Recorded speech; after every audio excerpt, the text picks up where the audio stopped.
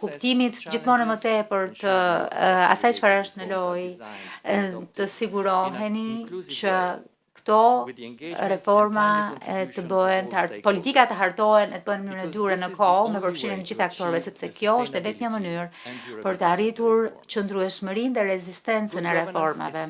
Mirëqeverisja është qendrore në të gjithë këtë.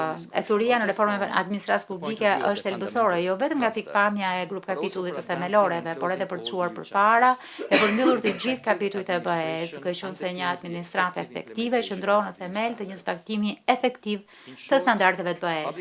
Shkurtimisht, reforma në administratën publike është në vetë themelin e procesit të zgjerimit të shtylla kurrizore aftësisë së një vendi për të transpozuar, zbatuar e për të ekzekutuar të gjitha akitë e BE-s, dhe natyrisht njësia matse përkundrejt të cilës matet gatishmëria për antarësimin në BE më së fundi.